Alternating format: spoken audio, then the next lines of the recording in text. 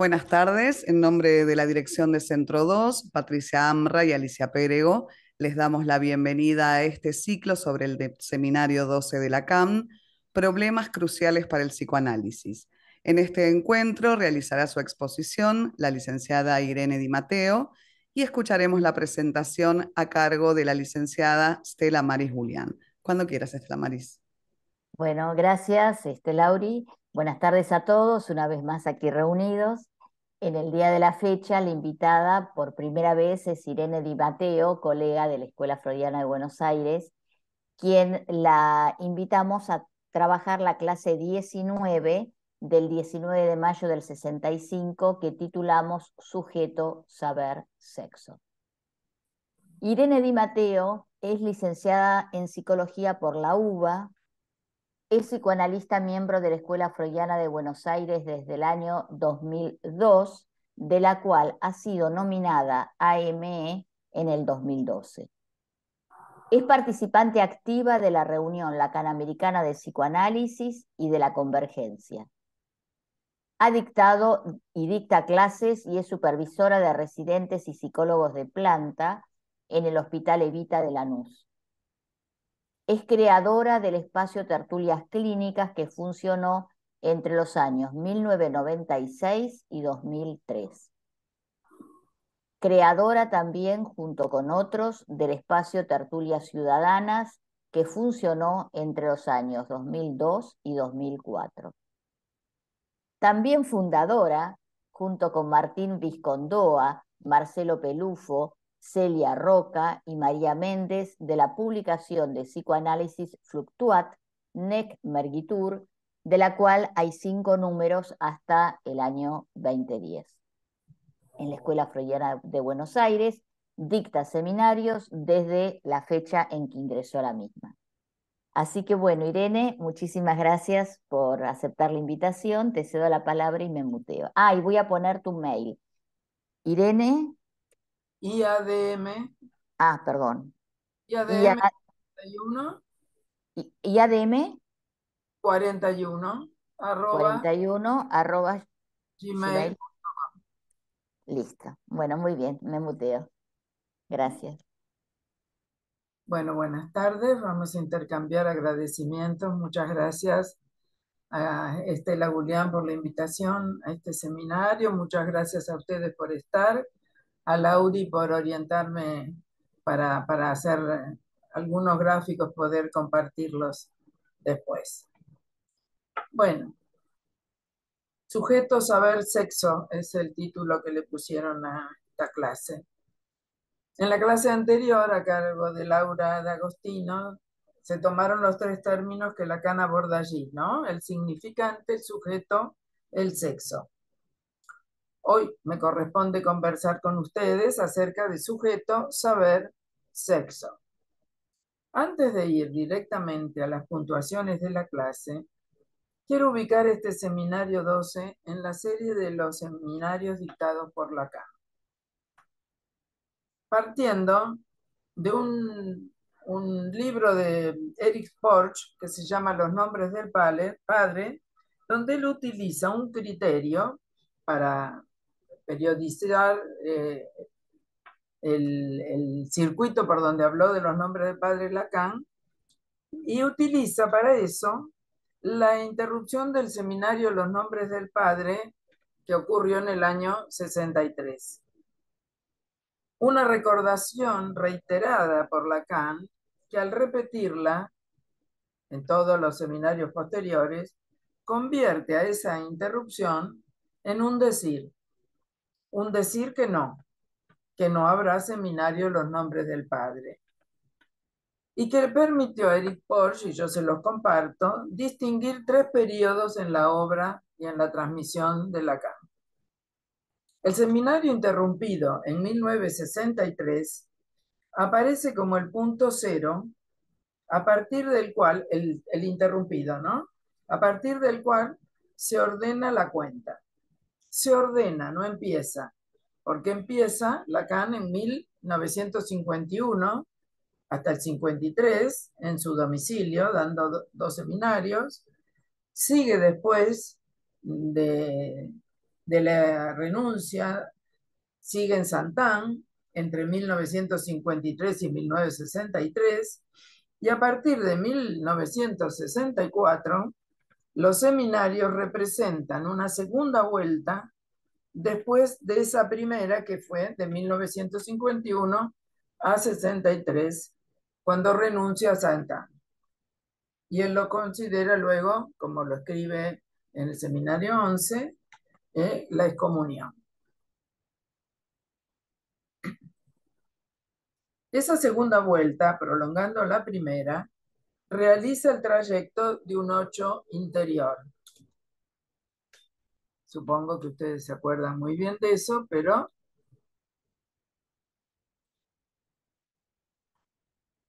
ahora me falta poner compartir, que no lo encuentro. Acordate que estaba al lado de participantes como Share Screen, algo así. Sí, eso apreté. ¿No salió? No. ¿Seleccionaste la imagen? Acá está, a ver. Ahora, Ahora sí. ahora sí. Perfecto.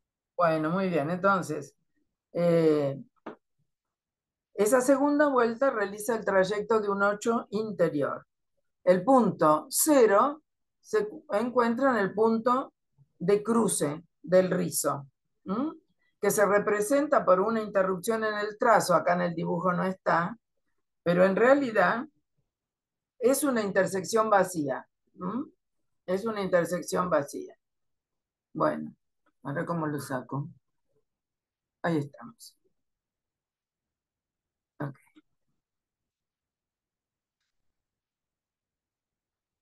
Ese punto de cruce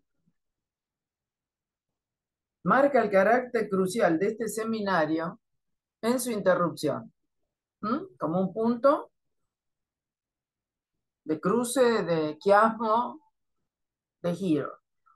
Y entonces, ahí Porsche marca 3 periodos. Un primer periodo que va del 64 al 69, desde el seminario de los conceptos fundamentales hasta de un otro al otro, durante el cual Lacan no habla prácticamente del nombre del Padre, pero sí menciona cada año la interrupción y que no va a hablar del seminario de los nombres del Padre. Comienza a asociar la transferencia al sujeto supuesto saber. Un segundo periodo va entre 1969 a 1974, desde el reverso del psicoanálisis hasta RCI, donde sigue hablando del seminario interrumpido, pero ya no se abstiene de hablar de los nombres del Padre. Ese periodo culmina con el nudo Borromeo en RCI y diríamos que soluciona el problema planteado en 1963 y que lo llevó a la expulsión, ¿no? Con la articulación del nombre del Padre y RSI, introduciendo el plural, los nombres del Padre. Y un tercer periodo que va del 1975 con el síntoma hasta el 79-80 con disolución, donde se puede hablar de una solución. Lacan continúa hablando del nombre del Padre, pero de manera contrastante a los periodos precedentes. Y ya no menciona el seminario interrumpido. El seminario que nos ocupa este año, Problemas Cruciales del Psicoanálisis, está ubicado en el primer periodo, después de 1963, y que se inicia en 1964 con el seminario 11, los 4 conceptos fundamentales del psicoanálisis, y sigue al año siguiente con Problemas Cruciales. Problemas Cruciales, no sé si ustedes lo han conversado, es un seminario que se ha trabajado poco, se trabaja poco en general. Y sin embargo, es donde Lacan problematiza lo explicitado en los 4 conceptos. Es como un apéndice metodológico de los 4 conceptos. Y allí Lacan dice, hemos fracasado. En ningún lugar hemos conseguido conceptos, sino el fracaso de un concepto, aunque lo sigue buscando. ¿Qué es un concepto? El término solo adquiere valor si lo ponemos al lado del significado. Si no, no hablaríamos de concepto, hablaríamos de significante. Pero justamente el límite del significado, ¿qué es? El límite del significado es el equívoco, el tropiezo, que es con lo que trabajamos los analistas.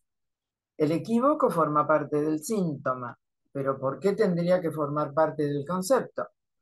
Lo que sucede es que no se puede formalizar la teoría en un nivel diverso al síntoma, para nosotros, porque lo propio del psicoanálisis tiene que ver con la sexualidad y la muerte, pero se me cayó algo, disculpe, con la sexualidad y la muerte que se transmiten por vía del equívoco, y por otra parte, en el concepto sobre el objeto está implicado el trabajo mismo con el objeto. No hay para nosotros un campo de investigación y un campo de reflexión. Son el mismo campo. ¿Estamos de acuerdo? El sujeto que investiga está implicado en el proceso mismo de investigación y no puede librarse del equívoco. Entonces, el concepto que para Heidegger sería lo agarro con la mano, porque esa es la traducción, y se me escapa entre los dedos, Lacan lo plantea como un recipiente, una vasija agujereada que pierde. ¿Por qué? Porque no se lo puede tener completamente. El concepto se trabaja como algo instrumental, que sirve para llevar otra cosa. Entonces, el nombre que posiblemente no se lo puso él, ustedes vieron que él no le ponía el nombre a los seminarios que después se lo pusieron los traductores, posiblemente Miller. Los 4 conceptos fundamentales en el seminario 11 están dados por Lacan instrumentalmente como los conceptos freudianos que fundan el psicoanálisis. Entonces, fundamentales en ese sentido, ¿no? Como de fundación, porque no hay otros que esos, los que fundaron el psicoanálisis. Inconsciente, transferencia, pulsión, repetición. Dicho esto, que me pareció importante para ubicarnos en el contexto, eh, donde Lacan despliega sus seminarios y va haciendo su recorrido de transmisión, vayamos a la clase 19 y a los términos sujeto, saber, sexo. Si en la clase anterior Lacan plantea la pregunta por el estatuto del analista y se pregunta si sencillamente puede ser el sujeto supuesto saber, en esta clase toma el juego del amor con una variante, que es el juego de piedra, papel o tijera, para hacer una analogía con los 3 de sujeto, saber, sexo, que se disputan entre sí moviéndose en círculo indefinidamente. Les muestro.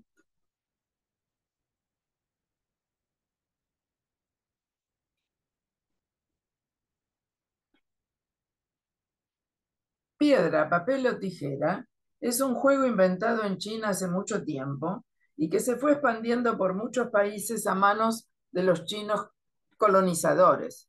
Por lo tanto, según el país, tiene el nombre. Hay muchos. Yo les doy como ejemplo Chin Champung o How Are You Speak. Es un juego de manos que consta de 3 elementos. La piedra que vence a la tijera porque la rompe, el gesto es el puño cerrado. La tijera que vence al papel porque lo corta, el gesto es con los 2 dedos índice y mayor en B. Y el papel que vence a la piedra envolviéndola, que el gesto es con todos los dedos y la mano así de lado, la palma de la mano de lado. El movimiento da lugar a un círculo cerrado. Fíjense, ¿no? Tijera, papel, piedra, tijera, papel. A un círculo cerrado, bucle extraño, que se utiliza para decidir quién de 2 personas va a hacer algo o para dirimir algún asunto. Entonces los jugadores cuentan 1, 2, 3, piedra, papel o tijera, ya. Y al acabar muestran todos al mismo tiempo una de sus manos, de modo que pueda verse el gesto que cada uno eligió. El objetivo es vencer al oponente seleccionando el arma que gana. Tiene una estrategia psicológica para influenciar al adversario y para despistar. Se han estudiado sus formas óptimas estadísticamente. Es un juego popular, pero es muy universalmente conocido y es una variante del de la morra, que es, la morra es un juego con las manos, ¿no? Donde se esconde el puño y pone los dedos. Según la cantidad de dedos que pongan y tienen que sumar una cantidad, se gana o se pierde, ¿no? Pero eso era tan violento que llegaron a prohibirlo en la época fascista en Italia porque se armaban muchísimas trifulcas y era muy, muy violento. Bueno, este es más tranquilo. Hay un caso, se los cuento como un, una nota de color, que unas mellizas de 11 años, que eran hijas de uno de los investigadores que estudiaban todas las estrategias de estos juegos, la asesoraron a Christie, ¿se acuerdan Christie, la gran rematadora de obras de arte en Estados Unidos? Bueno, estaba en conflicto con Jotevis, que era la otra, por una colección de arte, ¿no? Y lo pusieron al juego, a un juego de posibilidades. Entonces las nenitas los asesoraron para que empezaran por la tijera, porque dice que todo el mundo empieza por la tijera. Y que si se volvía a repetir, porque hay que repetirlo, que volviera a ser tijera, porque el oponente siempre piensa que vamos a poner piedra. Bueno, ganaron. Cristi ganó el juego. Es un juego de disputa de jerarquía de niveles. Cada nivel está vinculado a otro por algún tipo de relación y están organizados de tal forma que desplegándose a través de ellos, finalmente se vuelve al punto de partida, al nivel original. Se termina donde se comenzó. Y hay ejemplos. En el arte, por ejemplo, las obras de Escher. No sé si las conocen, pero se pueden fijar. En la ciencia, la red entre el ADN y las enzimas.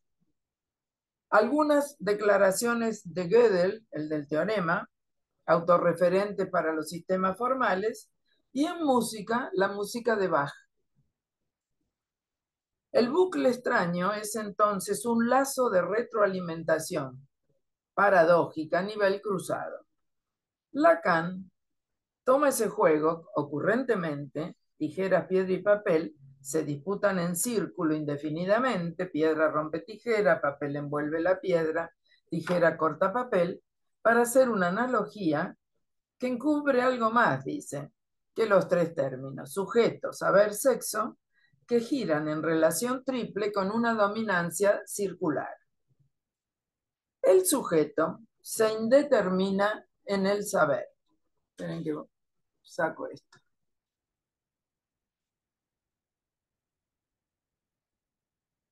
El sujeto se indetermina en el saber. El saber se detiene en el sexo. El sexo confiere certidumbre al sujeto, se dan cuenta la vueltita. Y estando determinado su lugar de sujeto, pero no pudiendo serlo, sino a partir del cogito y el descubrimiento del inconsciente, el sujeto adquiere su nueva certidumbre al encontrar su morada en la pura falla del sexo. Eso está en la clase. Una relación de dominancia rotatoria esencial. Ahora, no se trata de constatar esa dominancia, sino de reformularla, ¿no? De reformularla para nuestra conveniencia en nuestro trabajo, ¿no? Para hacer sentir sus efectos al modo y forma del juego. Pero lo interesante es que Lacan lo pone del lado de un juego, ¿no? Después va a decir que el juego está, pero que no es suficiente. Para Freud es esencial la relación entre saber y sexo. Dicho así, el sujeto, por Freud, ¿no? El sujeto sabe más de lo que cree, dice más de lo que quiere y demuestra una forma ambigua de saber que se renuncia en el mismo acto que se confiesa. Freud introduce así la dinámica del inconsciente. Teoriza alrededor de la pregunta sobre el sexo y la pulsión epistemológica. Lacan habló de verdad a propósito del saber. Disculpe, Irene, un poquitín más despacito. Bueno, disculpen. ¿Quieren que vuelva a leer algo? ¿Lo de Freud quedó claro? Bueno, arranca de ahí, dale. Para Freud es esencial la relación entre saber y sexo. Dicho así, el sujeto sabe más de lo que cree, dice más de lo que quiere y demuestra una forma ambigua de saber que se renuncia en el mismo acto que se confiesa. Ahí cae, ¿no es cierto? Freud introduce así la dinámica del inconsciente. Teoriza alrededor de la pregunta sobre el sexo y la pulsión epistemológica. Lacan habló de verdad a propósito del saber. Y pregunta, antes del establecimiento del saber, la verdad, ¿dónde estaba? Bueno, él responde, en Aristóteles. La lógica aristotélica, ¿no es cierto? El estatuto de la verdad es la contingencia. Puede estar o no estar. Antes que se revele un saber. Freud demuestra que hay una relación divergente de esta verdad con el saber. Que la orientación de la verdad no es hacia un saber, ni siquiera a un saber por venir. Lo que traemos a la luz en tanto verdad, en tanto aletheia como revelación, es algo que nos suministra un sentido en la línea de orientación, no de significado. Nos otorga un sentido.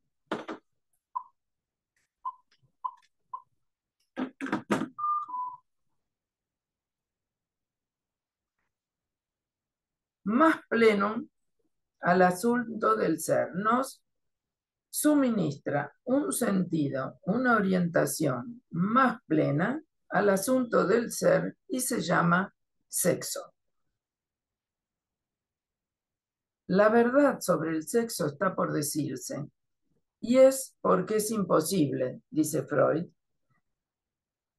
que la posición del analista es imposible.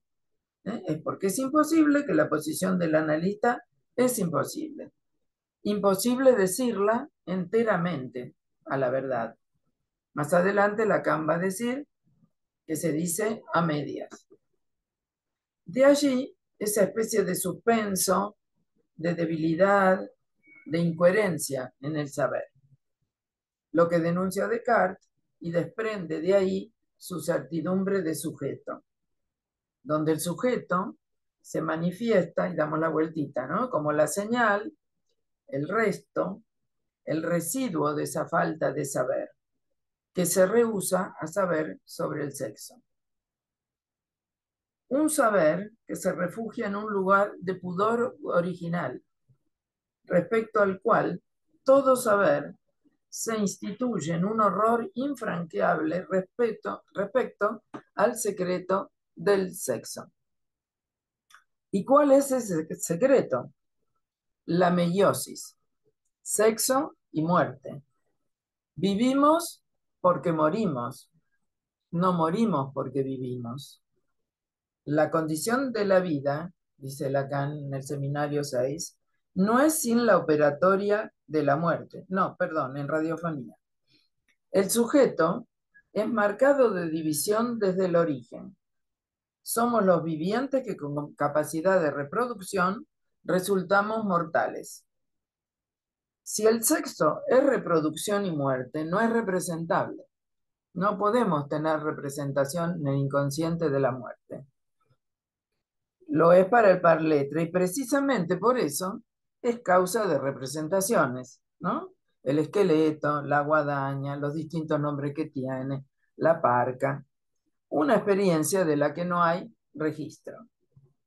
El sexo, en su esencia de diferencia radical, sigue intacto y se rehúsa a saber. porque se refiere al sexo en el origen, ¿no es cierto? A la privación original, a la división. Eso es la meiosis. ¿Qué es lo que cambia radicalmente el estatuto del saber?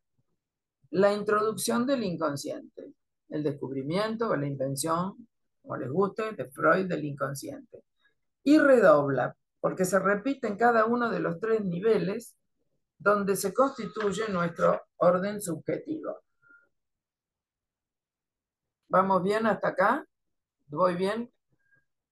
El saber de lo inconsciente es inconsciente porque del lado del sujeto, el saber se plantea como indeterminación del sujeto. No se sabe en qué punto del significante se aloja ese sujeto. Por otro lado, hay algo que ese sujeto no debe saber. Ese saber aún inconsciente está interdicto respecto a ese polo que lo determina en su función de saber. Es una constitución radical, no accidental. Cadenas que se va ligando, una concatenación subjetiva fundada en esta forma primera que constituye la lógica y que nosotros analistas fundamos para leer, para captar, siempre a precup, cómo y por dónde anda la estructura, cómo y por dónde podemos ir interviniendo los analistas. Lacan incluye la lógica hasta el seminario 20, Angkor. La pregunta por la representación que el hombre se hace del mundo corrobora que sirve de señuelo del saber, buscando garantías. El hombre busca garantías. El sujeto, en la medida que puede ser inconsciente, no es representación. Es el representante, Vorstellung. Está ahí en el lugar de la Vorstellung que falta. Tenemos que partir de un sujeto que es la pieza que falta a un saber, condicionando por la ignorancia y que está siempre en la posición de desecho respecto a su representación. ¿Quieren que vuelva a leer? Es una frase del seminario. Tenemos que partir de un sujeto que es la pieza que falta a un saber, no hay saber absoluto, no, Aristóteles, a un saber condicionado por la ignorancia, ¿no? La ignorancia del origen, la ignorancia del sexo, lo que no se quiere saber, y que está siempre en la posición de desecho respecto a su representación. ¿Mm? Ahora lo aclaro un poquito con un comentario acerca del sujeto, que me parece que puede aclarar. Sujeto, en su definición clásica, es lo que representa un significante para otro significante. Eso lo sabemos y lo repetimos. Desaparecer en lo que dice no tiene otra realidad que su desaparición, porque el sujeto se trata de un efecto de marca que un significante produce, haciéndolo bascular entre significante y significante. Dejándolo ¿dónde? En la indeterminación. Por eso sujeto indeterminado, entre significante y significante, pero como efecto. No está en la cadena. Fuera, es excluido, aunque incluido. Podemos decir que el sujeto flota indeterminado en la cadena de determinaciones. Otra manera de decirlo. Desaparezco en lo que digo y aparezco en la angustia para desaparecer en el síntoma, porque ya en el síntoma estoy representado por un enunciado para otro enunciado o por una cadena para otra cadena. Digo lo que no pienso y no pienso lo que digo. Mientras más se elabora la asociación libre en un análisis, más determinado queda el sujeto por el significante. Pero al mismo tiempo aparece ese curioso efecto de indeterminación, que significa que no es como sujeto que queda anclado, sino como significante, que representa el sujeto para otro significante. Entonces, en un momento es y al siguiente ya no. Lacan entonces llama sujeto ese movimiento de desaparición que conserva la huella de la desaparición. Es un intersticio, no se confunde ni con el ser humano ni con la persona. A nivel inconsciente es lo más propio y lo más lejano. No es el sujeto de la conciencia ni tampoco del inconsciente. Nosotros lo decimos permanentemente, pero no es el sujeto del inconsciente tampoco.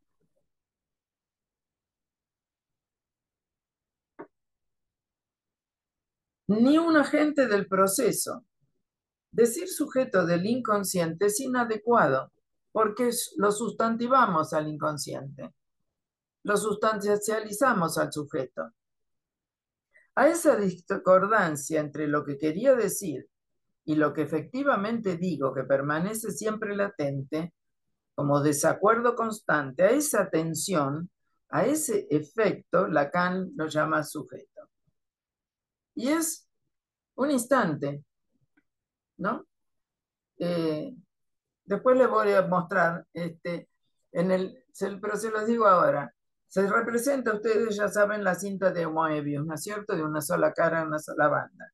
Bueno, el sujeto es el corte. Si uno corta por la línea media, ¿no? Si uno corta por la línea media, háganlo, si tienen ganas en este fin de semana, en el momento antes de efectuar el corte, en ese instante, ahí desaparece el sujeto. Y el sujeto es el aire.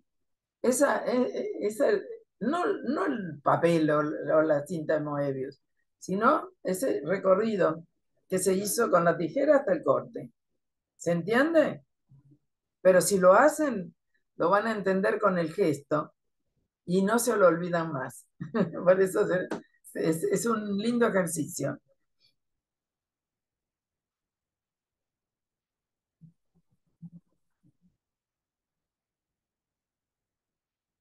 Lacan revaloriza el término de sujeto, está más bastante olvidado, solamente los filósofos lo revaloriza, pero le da una orientación muy diferente, ¿no?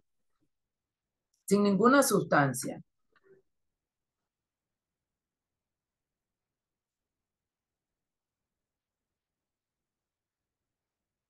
Hay una tensión eficaz porque a medida que gira el aparato del síntoma y las asociaciones, estoy hablando del trabajo en analítico, ¿no es cierto?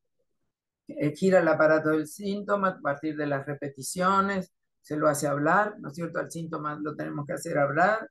Hay asociaciones, en el mejor de los casos, a veces no, pero hay. El sujeto va a caer en distintos lugares, que no lo podemos prever ni decir, bueno, ahora voy a producir sujeto. No, ¿no? Inclusive puede sorprendernos. Con una intervención, el analista marca un determinado momento y el sujeto queda allí fijado, a ese punto, donde algo del deseo puede haberse subrayado en ese instante. En otro momento podría suceder que no. Es la alternancia entre determinación, ahí estaría determinado en un punto, inmediatamente indeterminación, que es lo que llamaba en el seminario 11 alienación. Les cuento una breve viñeta de hace muchos años. Recibí una paciente en primera entrevista de 60 años, frente a frente, y empezó a hablar realmente muy apesadumbrada de un duelo que estaba cursando, aunque era hacía muchísimos años, de la muerte de un ser muy querido y muy cercano. Bueno, estuvo mucho tiempo relatando e historizando todo eso. Evidentemente se fue angustiando mientras hablaba y en determinado momento la veo que toma la cartera, el saco se levanta cruza, pasa por delante mío y dice, bueno, ya es suficiente, me voy. Bueno, imagínense la sorpresa. Entonces, cuando toma el picaporte de la puerta, se me ocurrió llamarla por su nombre. Bueno, soltó el picaporte, dio media vuelta, se sentó, bueno, y todavía está en análisis hace unos cuantos años. ¿Qué pasó ahí? Se lo dejo para que lo charlemos después. ¿Qué les parece a ustedes que pasó ahí? ¿No? Porque después, pensando sobre eso, porque en el momento imposible, en el famoso aprecup, ¿no? Me acordé que Winnicott decía que a veces cuando no se le ocurría ninguna interpretación, apelaba a alguna ocurrencia. Ustedes saben que Alouche escribió un libro con 365 ocurrencias de Lacan, que lo tengo por acá. Bueno, en esa línea, ¿no? Fue una ocurrencia en la que me autoricé en ese momento. Bueno, por los efectos, uno puede darse cuenta si no era una barra basada o bueno, por lo menos volvió y siguió hablando, ¿no? Porque además se iba sumamente angustiada, ¿no? Por eso digo, son instantes, ¿no? Y después, en virtud del lenguaje, nadie se instituye como sujeto para otro, sino empezando lógica y cronológicamente por una función vacía. ¿Mm? La angustia implica falta de representante, hay vacío, una interrupción en el tejido de representaciones, que es lo que le pasó a esta muchacha en ese momento. Un corte, una desgarradura, ¿no? La angustia pulsa para que vuelva a haber representaciones, para volver a ligar. Entonces se explicamos, me angustié porque tal cosa, o bueno, este se murió porque fumaba mucho. Las explicaciones que uno se da, que suelen ser falsas, pero que son necesarias para producir alguna ligadura. El estatuto del sujeto es siempre ligarse, ese es su tiempo, sujeto por venir. Cuando se liga, no es sujeto, es ligadura. Cuando se desliga, hay algo del sujeto que solo captaremos en el punto de ligazón o antes de que la ligazón se rompa. El sujeto está incluido en tanto excluido. Por ejemplo, en el fallido. Hay algo del sujeto excluido y sin embargo está la huella que lo incluye como excluido. La función sujeto, al igual que la angustia, es intermitente y como consecuencia solamente cuando emerge la función sujeto un analista puede intervenir e interpretar, ¿no? En las distintas formas. Está ese sujeto en alternancia con el inconsciente, pero hay una disyunción ahí. Un momento antes no era, cuando está, ya no es sujeto, sino inconsciente. Y queda esa huella que somos, que nos atrapa, hacia la que nos dirigimos, ¿m? Aunque nada sepamos. El recién nacido, por ejemplo, no es un sujeto. Hay un abismo, porque el niño está soldado al cuerpo supuesto del otro, sus padres. Aún no ha descubierto ese agujero en el campo del otro, esa falta, ¿m? En el otro. Luego se producirá como sujeto y de todas maneras no se va a instaurar para toda la vida. Es una función. Y como toda función, intermitente, puede estar o no estar. De todas maneras, nosotros le damos bastante sustancia. Hablamos de sujeto, es difícil, ¿no? Encontrar un modo de referirnos. Y se utiliza mucho el término sujeto, pero mientras estemos advertidos que se puede utilizar en el discurso corriente que también tenemos los analistas, pero que lo efectivo es esto otro que estamos desarrollando hoy, ¿no? Acerca del sujeto. Bueno, entonces tres polos. Sujeto con su certeza de lo imposible, el saber, que es el saber del inconsciente, el sexo imposible de saber, en la medida en que es de lo que no se quiere saber nada. El estatuto del juego se halla entre los tres términos. ¿Qué quieren decir esos términos? ¿Qué quiere decir el juego? Lacan va a decir que en el análisis, que el análisis también tiene todos los caracteres del juego. Se presenta como una sustitución de una simplificación que la instituye como sistema cerrado, pero que sí, que es un juego, porque lo propio del juego son las reglas y el análisis la tiene, ¿no? La regla del análisis es diga lo que se le ocurra, hable, diga, ¿no? Es el decir. Pero en este caso es una regla que excluye un punto al nivel del sexo, punto de acceso imposible. ¿Mm?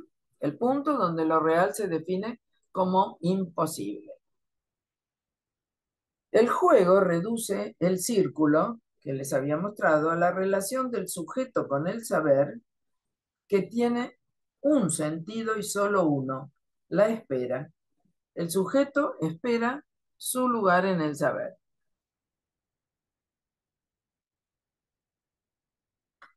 Acá hay un comentario que les hago para retomarlo después con algo que dice Lacan al final, para que se entienda un poquito mejor. Hay muchos teóricos del juego, Lacan nombra uno, ¿no? Y hablan de la pasión del juego y dicen que surge porque al frente yo, me instituyo como sujeto que sabrá, en forma de apuesta. ¿Mm? La apuesta, lo que está en juego, es lo que enmascara el riesgo. Nada hay más contrario al riesgo que el juego. Y Pascal comienza con la teoría del reparto equitativo de lo que está en juego, ¿no? Entonces, si se tiene el juego, cada uno de los apostadores retiraría su apuesta, ¿no? Sería muy, muy injusto. Lo mejor sería que lo apostado fuera compartido en función de las esperanzas de los jugadores, ¿no? Bueno, ahí está toda la teoría de Pascal y la de sus opúsculos, a donde Lacan nos envía, pero no me voy a meter con eso. El primero, les digo, el primer opúsculo es el discurso acerca de las pasiones del amor de Pascal. Lo que se llama estrategia es algo que nos indica que lo que se puede calcular, dado una cantidad de jugadas posibles o de lances posibles de un jugador o de vueltas de la ruleta, hay un punto que se llama punto de silla, también lo menciona Lacan, ¿no? De silla de montar, donde se traslapa, se recubren lo que deben jugar los dos jugadores para obtener ambos la mínima pérdida. Entonces se demuestra con esto que la naturaleza del juego no es una pura oposición entre jugadores, sino por el contrario, es una posibilidad de acuerdo. En todo juego, el jugador, como persona, implica conjunción de dos sujetos y el verdadero elemento en juego es el jugador como sujeto dividido que interviene allí mismo como elemento en juego. ¿A título de qué? Del pequeño objeto que ya conocemos, ¿no? Que en realidad no es ningún objeto y que es un vacío. Lo que se pone en juego es ese vacío de la. Se pone en juego.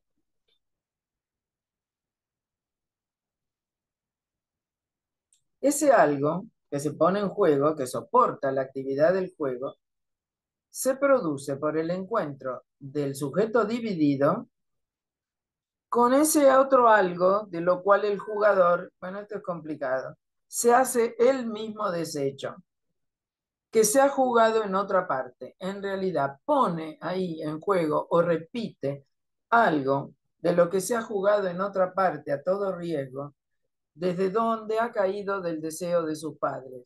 ¿Mm? O sea, la falta en el origen, en la causa del deseo, eso se pone en juego en el juego. Después estarán las adicciones o estarán la ludopatía, ¿no? Allí el punto donde se escabulle yendo a buscar esa relación de un sujeto con un saber. Entonces aparecen las estrategias, hay tantas estrategias que no hay nada librado supuestamente al azar, ¿no? Los que le querían en una época poner no sé qué patas a la mesa de la ruleta para poder ganar. Bueno, todo ese tipo de, de juegos para manejar lo que es inmanejable.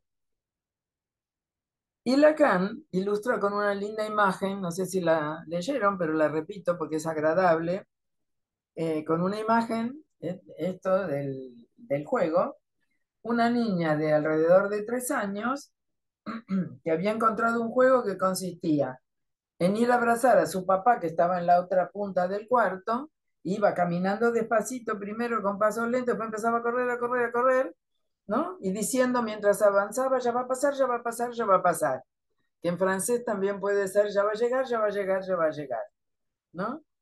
Una imagen fundamental de una actividad lúdica, con todas sus reglas de juego.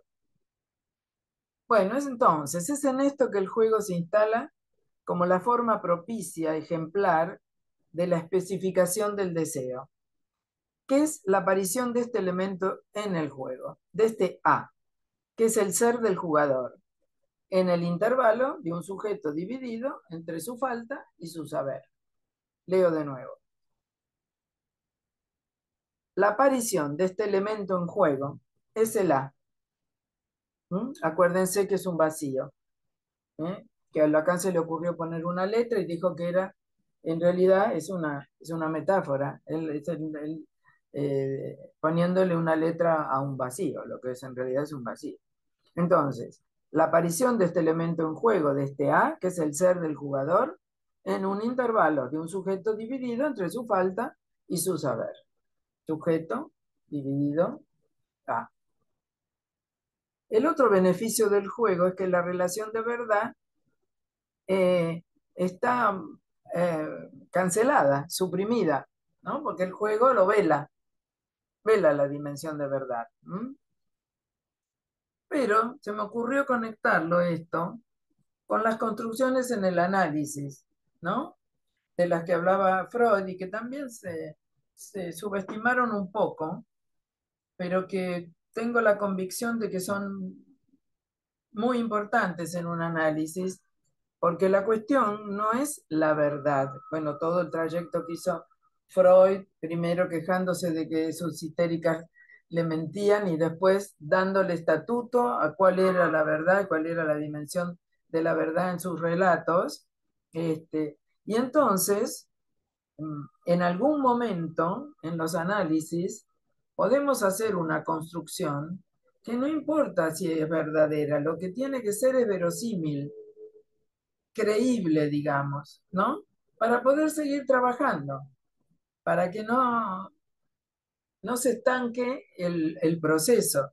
Lo que sí nosotros tenemos que tener la advertencia de que es una construcción, no creérnosla, ¿no? Pero que es operativa, que puede este, eh, usarse, utilizarse muy bien para seguir trabajando. Porque además, la verdad, que no pasa por los hechos, aunque a veces es complicado cuando estamos con casos de abusos y todos estos problemas que nos problematizan a nosotros, de cuándo es verdad y cuándo no lo es. Hay que ver caso por caso, ¿no? Cuál es el estatuto de esa verdad, eh, que siempre también es cierto que llega a través de alguna mentira. ¿No? Es complicado y complica nuestra posición ética, ¿no es cierto? En los casos que cada vez más llegan a los hospitales y a nuestros consultorios, ¿no es cierto? Bueno, el tema de si es verdad o no es verdad, o si importa o no importa.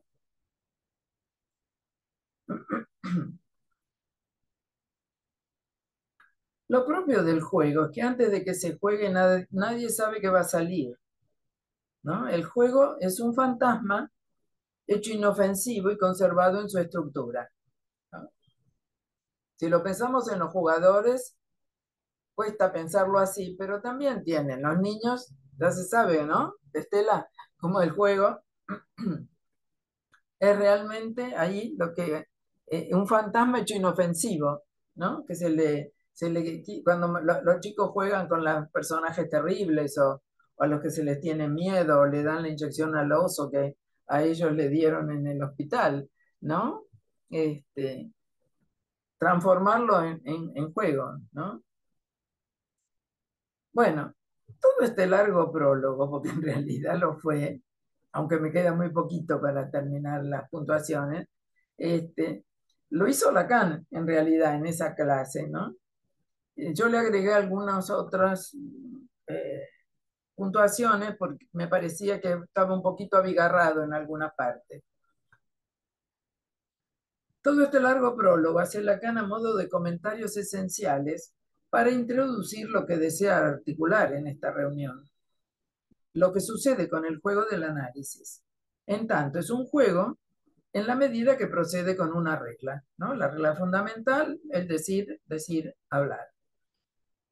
Se trata de saber cómo conducirá ese juego el analista, para saber cuáles son las condiciones exigibles a su posición como tal, conduciendo esta operación de manera correcta. Bueno, no me gustó mucho el término correcto, no sé si será de la traducción. Digo, de una manera eficaz, y que la única manera de constatarlo será por los efectos, ¿no? Pero en todo caso, tener puestos los conceptos en relación a los que nos interroga la clínica, ¿no? Como dice Lacan, ¿no? En el seminario 11, que la práctica interroga el concepto y el concepto modifica la clínica. Bueno, me parece que eso sería, en todo caso, lo correcto, ¿no? Si ustedes están de acuerdo o lo podemos discutir. Bueno, hay dos esquemas. No sé si se los voy a mostrar porque me parece que nos van a distraer y no están muy... En este seminario, Lacan también introduce, por eso me parece muy importante, introduce la topología, empieza a salir de los esquemas, de los grafos, ¿m? En el plano, para empezar a incluir otra forma de tratar de mostrar lo que él quiere mostrar. Él, para mí, toda su vida y su trayectoria fue poder querer dar cuenta de aquello imposible de dar cuenta en la práctica, ¿no? Lo llevo, por lo menos en mi posición, la teoría para mí es importante en cuanto nos aporta a la clínica, nos aporta para poder estar mejor sentados en el sillón y darnos cuenta con qué operamos. Y él incluye la topología con la botella de Klein, ¿no? Y la importancia de movernos del espacio de la clínica. Es un espacio donde nosotros actuamos topológicamente aunque no lo sepamos, ¿no? Dice, es el, el sastre, ¿no? El sastre, y dice un buen tajo de tijeras sobre el objeto A, no sé, bueno, después habría que preguntarle a qué se refiere, pero cada uno podemos en alguna cuestión clínica, en una supervisión, trabajar sobre eso. Entonces, por eso no le iba a mostrar los gráficos, ¿sí? Sí me interesa que recuerden la banda de Moebius y el 8 interior, que en el espacio, en el plano parece que se superponen, pero hay interposición, hay un espacio, que esa es la tercera dimensión que nos da en nuestro trabajo también. ¿En qué espacio nos movemos en nuestra clínica?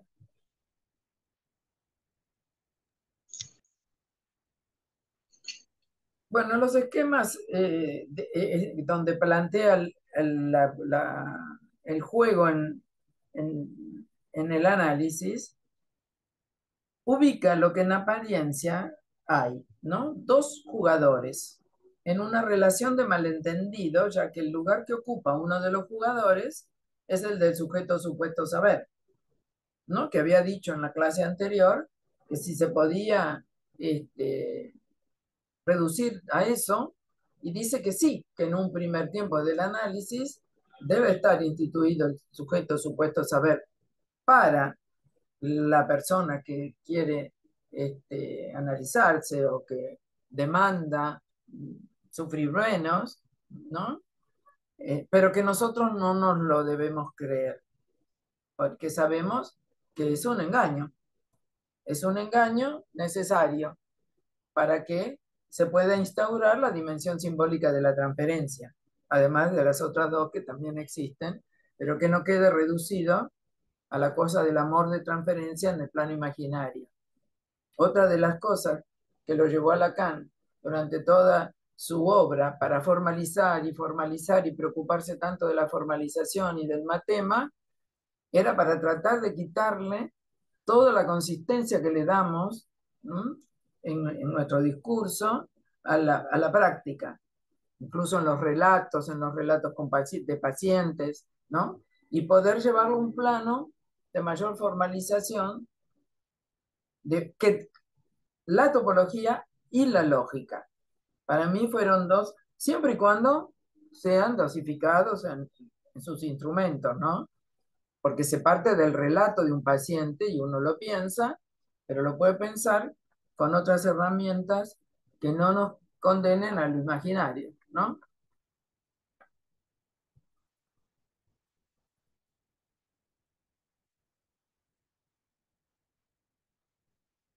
El sujeto se efectúa como tal en la medida que se aísla de todo saber, o sea, que es una relación de falacia, pero justamente por eso es que se acerca a un juego, ¿no? Se juega que la persona que viene, que en realidad ella es la que sabe, ¿eh? se, se cree que hay un sujeto supuesto al saber que sabe y nosotros sabemos que no sabemos. Hay un juego de Birli-Birloque. El sujeto supuesto saber realiza la conjunción del polo del sujeto con el polo del saber, ¿no? Estaría ahí como figura, del cual el sujeto sabrá que en el nivel del saber no ha de suponer sujeto, puesto que es el inconsciente. ¿Mm? Pero desde ese lugar de sujeto supuesto saber, va a proceder a dar todas las coordenadas para que algo de la persona que viene pueda, a través de sus decires, transformar el enunciado en enunciación de vez en cuando y nosotros escuchar algo de lo que está más allá del enunciado, más allá de lo imaginario, y algo del sujeto podamos comprobar para poder avanzar y para que se pueda construir un síntoma en análisis, para que también se produzca el inconsciente en un análisis. Tenemos que buscar horadar el sentido, pero el sentido tiene que estar y después va a volver a haber sentido, ¿no? Porque si no está esa actitud de que si es sentido no intervengo, ¿no? Esperando que alguien hable en simbólico todo el tiempo, no se puede eso.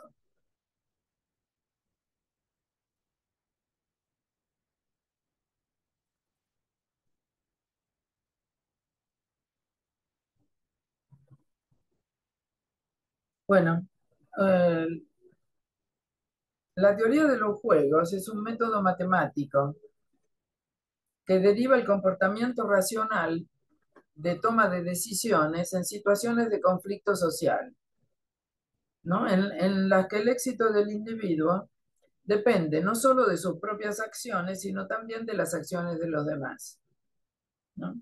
Entonces, hacen modelo y análisis de interacciones entre diferentes partes, cada una de las cuales persigue sus intereses particulares. Si el analista, en su posición original, tiene únicamente la del sujeto definido cartesianamente, aquel que aunque nada sepa, es aquel que piensa que no sabe nada y que esto basta para posicionarse frente a otro, que sabe, esos dos polos pueden constituir una misma persona, o sea, el analista puede estar en las dos posiciones. ¿Mm? Aquel que piensa que no sabe nada y que esto basta para posicionarse frente a otro jugador que sabe, que sería el supuesto saber, pero que no sabe que sabe, que ese es el paciente, el supuesto paciente. Esos dos polos pueden constituir una misma persona definida por el interés común que se llama curación. Y acá Lacan y después alguien que hace un comentario muchos años después, hablan de esto, de que la curación es, en el punto en que Pascal detiene el juego, haría la repartición de las apuestas, ¿no? De manera satisfactoria para todos. Entonces, la curación no tendría otro sentido que eso, ¿no? Que repartir los elementos en juego, si suponemos que sujeto y saber están hechos para entenderse. Pero nosotros sabemos y lo constatamos que no es así, que hay una disyunción. Entonces, porque si no estaríamos haciendo la alianza con la parte fuerte del yo. Está bien. Gracias a Pascal y a Descartes, avanzamos después nosotros, pero lo cierto es que si se quedaba en eso, en el reparto equitativo, no se trata de eso, y tampoco se trata de curación, ¿no? La idea de Lacan fue que el analista pueda culminar en algo que no sea la identificación del sujeto con el sujeto supuesto saber, con el analista, ¿no es cierto? Bueno, eso ustedes lo saben bien por lo que era la psicología del yo. Sujeto del engaño. ¿Por qué? Porque hay un tercer jugador. Aquí aparece el tercer término, que es el que modifica toda la cuestión de lo inter, ¿no? De lo intersubjetivo, de lo interpersonal. El tercer jugador es la realidad de la diferencia sexual, ¿no? El sujeto que sabe no es el analista, sino el analizante, que se constituye en su propio juego. Aquel que transcurre, culmina, hasta el análisis necesario del sujeto dividido por una parte sujeto y por otra saber, pero no juntos. No se puede aprender a sí mismo más que como decaído de la realidad de la que no quiere saber nada. Huyendo de lo imposible de la realidad sexual, de que no hay relación sexual. Se trata de velar. Entonces ya no es solamente un juego, ¿no? Porque eso, de lo que estoy describiendo, es lo que se revela en el fantasma. En tanto, la causa es la puesta en juego del sujeto bajo la forma de ese objeto A, de la relación de objeto entre los dos términos opuestos de sujeto y saber en el inconsciente. O sea que el fantasma es necesario en algún momento del análisis construirlo, tiene su función muy importante. En esta sustitución del objeto de desecho, de caída, por aquello de la realidad sexual que no hay, está lo que da su estatuto a esa relación analista-analizante.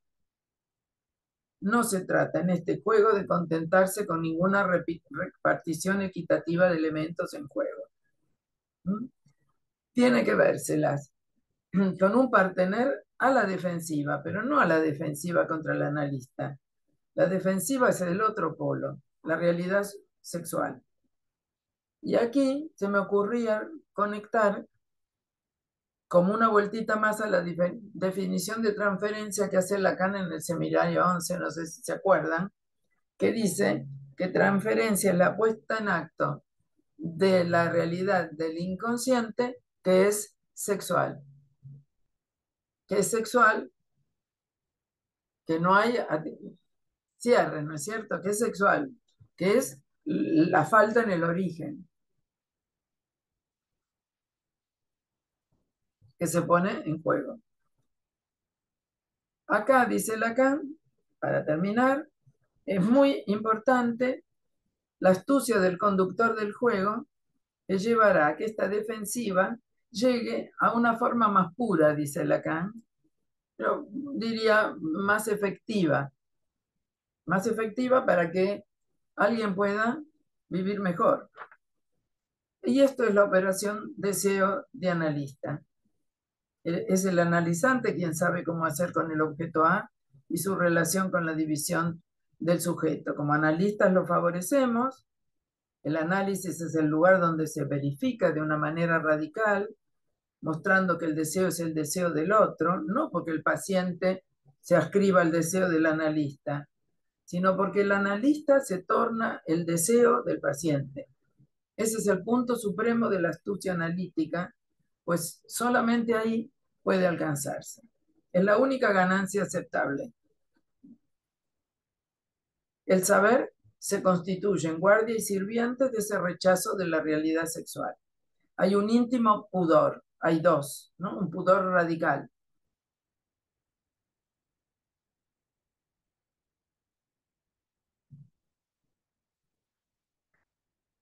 ¿Qué puede ser? Debe ser ese deseo de analista sosteniéndose en ese punto de complicidad abierta a la sorpresa. Lo opuesto a la espera del juego en sí es lo inesperado, no es el riesgo. Uno se prepara para lo inesperado.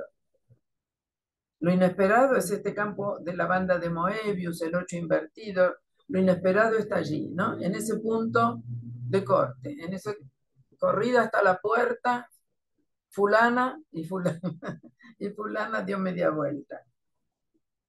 Lo inesperado, que no es otra cosa que lo que se revela como siendo ya esperado, pero cuando sucede. Bueno, una frasecita de Lacan. Lo inesperado atraviesa el campo de lo esperado. En torno a ese juego de la espera, enfrentando la angustia, debemos inscribir el estatuto del deseo del analista. Y para terminar, quisiera mm, regalarles, me salía ese término y lo pensé dos veces, pero sí, regalarles un video que seguramente lo conocen, pero que para hoy me gustaría terminar la puntuación con ese video. Acá va.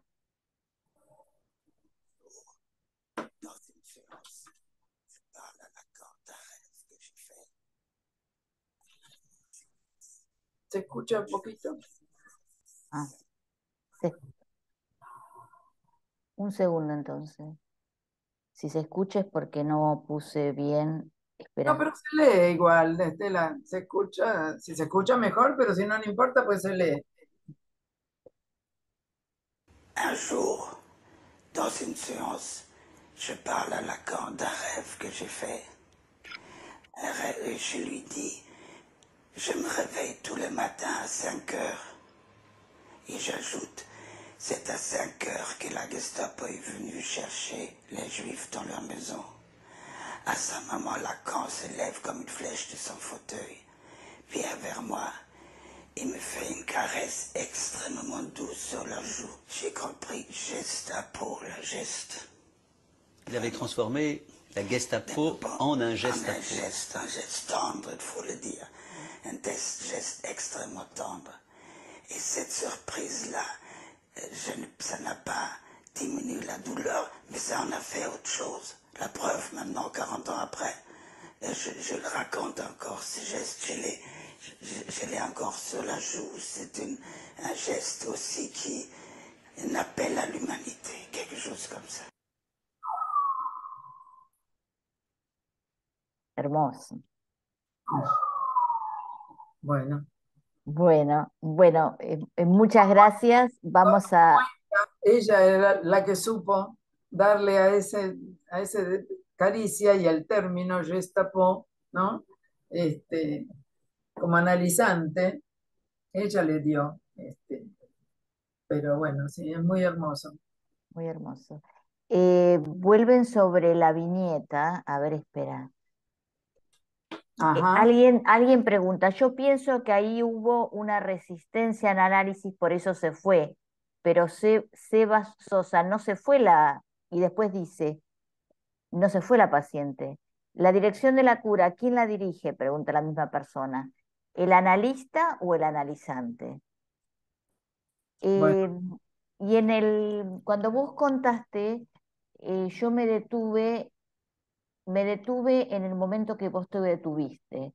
Dijiste, la paciente se estaba yendo y entonces cuando va a tomar el picaporte, yo y haces un silencio. La llamé por su nombre. Me llamó la atención ese suspenso que dijiste y que dijiste después la llamé por su nombre. Bueno, A ver,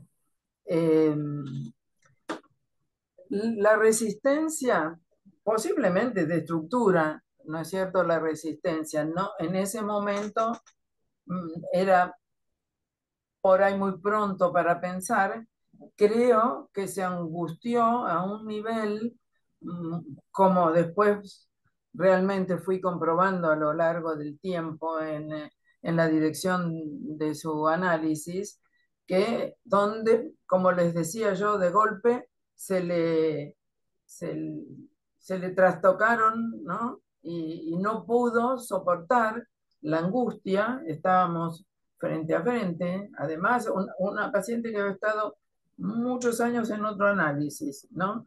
Y creo que no soportó y algo así como una estampida se levantó y se fue, ¿no? Que es algo que muchas veces ha hecho todavía, de vez en cuando hace, cuando no puede soportar o contener su angustia. La dirección de la cura, lo que los analistas hacemos, no es dirigir al paciente, es dirigir la cura de acuerdo a lo que uno va escuchando, por dónde, sin cálculo. Uno puede, supervisa, lo lleva al análisis, este, pero después tiene una orientación hacia dónde ir de acuerdo al tiempo, si es el instante de ver, si es el tiempo de comprender, si hay un momento para concluir. A veces eso pasa en una sesión, a veces uno lo puede ver en el transcurrir de un trecho del análisis, pero creo que sí, que nuestra ética indica que el deseo de analista marca una dirección a la cura, que es la dirección a demandar que el deseo del analizante aparezca, ¿no? Primero que aparezca el inconsciente, primero que aparezca la transferencia, ¿no? Entonces, por ejemplo, todo el trabajo de las primeras entrevistas es hacer un, un lugar, alojar o dar lugar para que algo de esa transferencia se instale y nosotros entremos en los significantes que trae o en el enunciado que trae hasta poder irlo aflojando, ¿no? Pero me parece que sí, que es la responsabilidad ética del analista, pero después lo que cada uno decide y quiere para su vida, esa dirección la pone el analizante. Nosotros lo que dirigimos es la cura. Eso, me parece. Y no sé, tendría que pensar, porque vos decís que dije yo, porque se me apareció el nombre y no lo iba a decir, ¿no? Entonces creo que se me ocurre una escansión en el yo. yo imaginé que era un Propio yo. sobrenombre, que la nombraste por un sobrenombre, imaginé. O no por el nombre, sino por un sobrenombre, y que al nominarla con un sobrenombre, eso hizo que ella volviera. No, Eso es lo no, que pensé, no, no. no. La nombré con su nombre, lo cual después me di cuenta y que posiblemente en ese momento esa intervención la diferenció de la identificación al otro nombre de la persona muerta. Ahora sí. Hola, muchas Hola, gracias, hola Irene. Hola, Fernanda. soy Fernanda. Sí, y me sonó esto que dijiste al final y a donde nos condujiste con el video, que es lo inesperado alcanza lo esperado, ¿no? Eso, ¿no? Ese gesto, digo, algo que a vos también te turbó, que ella se levantara, la reacción, digamos, ¿no? La sorpresa de ambos lugares. Y vos Sí, decís, bueno, ¿y qué crees? Por ahí te salió hasta espontáneo, ¿no? Llamarla por el nombre. Y totalmente. No, no lo pensé. se estaba jugando, claro. No, no lo pensé. Interesante. No lo pensé. Pero bueno, algo empezaba a darse ahí, ¿no? Había sido una media hora dura, ¿no? El relato Intensa. relato intenso, de mucha angustia, ¿no? Eso después uno puede encontrarle, porque tampoco es esotérico, ¿no? No que, pero eso es lo que puedo decir. Y me salía contarles el nombre y realmente no. Marta Grassi dice, te pregunta, ¿el efecto del nombre propio? Te pregunta, si fue el efecto del nombre propio. Podría ser, porque creo que sí, el nombre propio que la vuelve un poco a lo yoico también, ¿no? La vuelve a ella ahí en ese momento, agarrarse del nombre en ese momento y poder decir, bueno, estoy viva, no lo dijo ni lo pensó, pero estoy viva, me siento y vengo, sigo, ¿no? Dice Juan Carlos, muy linda presentación. ¿Podrías por favor comentar un poco más cuando dijiste que sería quizás un error pensar, trabajar en todo momento con el sinsentido, con lo simbólico, sino más bien a veces hay que trabajar con algo del sentido? Hasta ahí dice. Sí, sí, porque sabemos que nosotros tenemos que buscar eh, que algo de lo que el paciente trae en su discurso, que generalmente es enunciado, el relato, ¿no?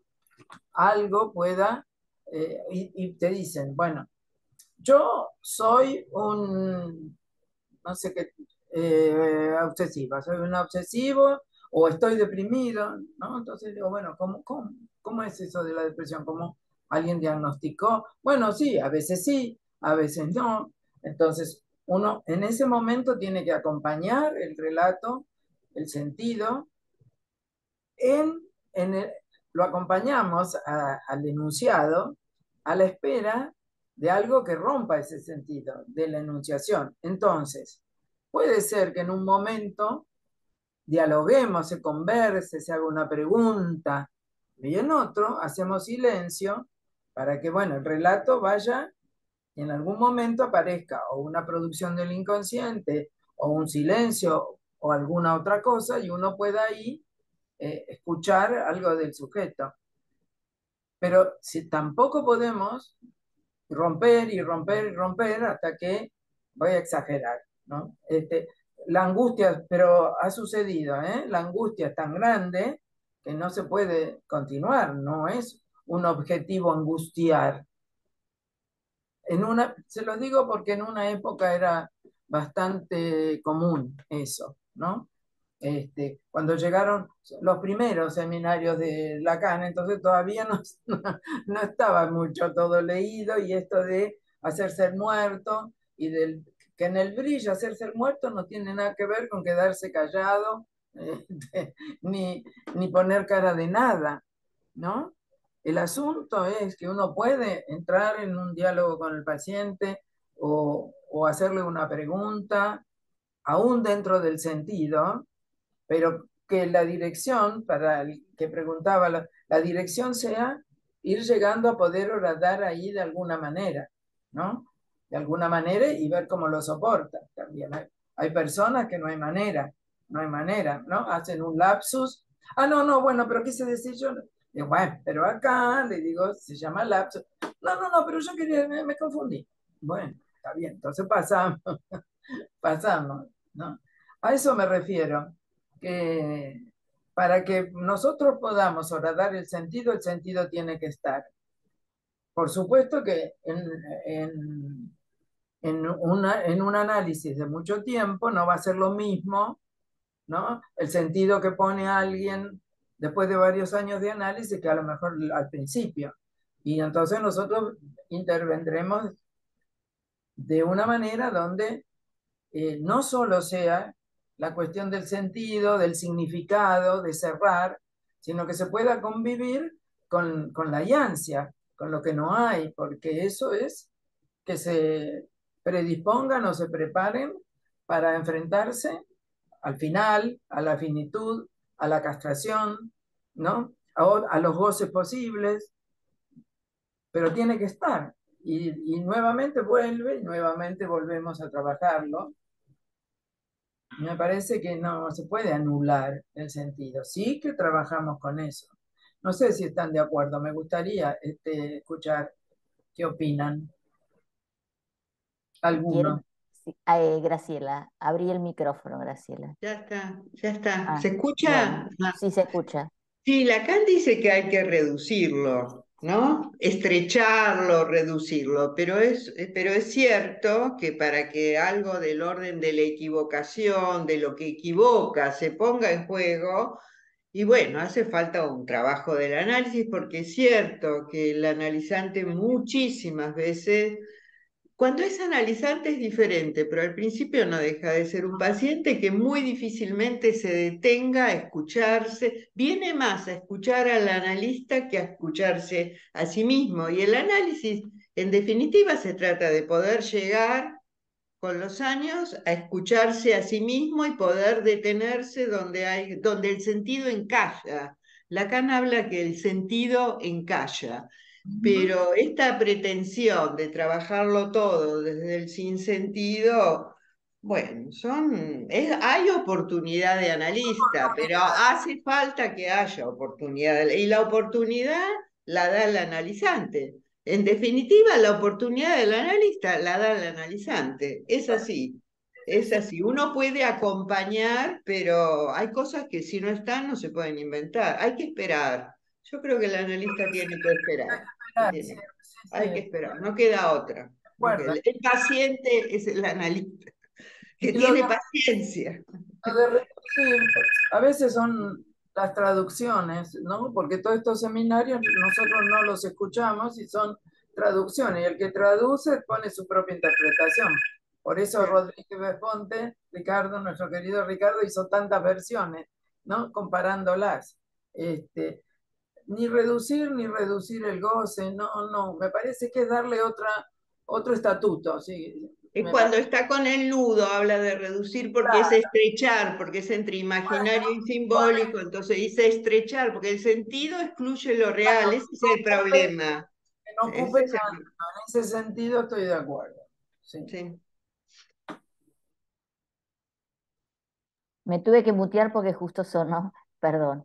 A mí también Eh, justo me bueno, el teléfono fijo que nunca bueno, muchas gracias. No sé si quieren hacer alguna otra pregunta. Irene, recordame otra vez el mail. Es, sí, sí, adm41@gmail.com. ahí está. Así les queda en el chat. La clase va a ser subida el lunes o hoy. Posiblemente ¿Cuándo? el fin de semana, capaz que hoy mismo. Perfecto. Te lo agradezco muchísimo. La gente estuvo agradeciendo que haya subido la clase de la semana pasada de Laura también a la web. Yo por Ah, mi parte estoy subiéndolas a la página Amigos a los que les guste el psicoanálisis. Se me ocurrió recién ahora, no se me había ocurrido antes. Subir la clase de Carotti, las dos primeras de Carotti, luego subí la de Jacob, la de Benvibre se perdió, esa clase se perdió, oh, qué lamentablemente, sí, ¿Por qué? y se perdió. bueno, hay Se fue por el agujero. problemas técnicos. Problema técnico, sí. Eh, Hay una pregunta y, ahí, hay una pregunta. perdón. ¿Curación es identificarse con el deseo del analista? Pregunta Juan Carlos. Es identificarse con el analista, con lo cual podría ser que el deseo del analista sea que se identifiquen con él. Sí. Sí, Bueno, sería bueno, insuficiente. No, no, no, no es lo que busco. bueno. Bueno, le damos un fuerte abrazo. Muchas gracias, Irene. Muchas El año gracias que viene seguramente nos encontraremos con el 13, porque seguimos con el 13. con el Somos, 3. somos ¿Eh? prolijitos. No, no, es Les, muy lindo seminario, muy lindo. Y el les 11, cuento, el 11 hermoso, sí. Les muy, cuento que la próxima va a ser el 20 de octubre con la clase 22, porque sucede que la clase 20 la dictó Leclerc, que trabaja un texto de Miller sobre la sutura, y la clase 21 expuso Miller de vuelta sobre la sutura. Entonces esos dos seminarios cerrados no los trabajamos y el 20 de octubre nos encontramos con la clase 22 que es del 9 de junio del 65, con Carolina Fábrega Solsona, que nos va a hablar sobre lo que titulamos Lo real no sabido. Bueno, un fuerte abrazo, muchas gracias y nos vemos en Gracias, 15 días. Laura, también. Gracias, Irene, gracias, Lauri. Gracias a ustedes, gracias Irene, gracias Estela Maris. Gracias, gracias.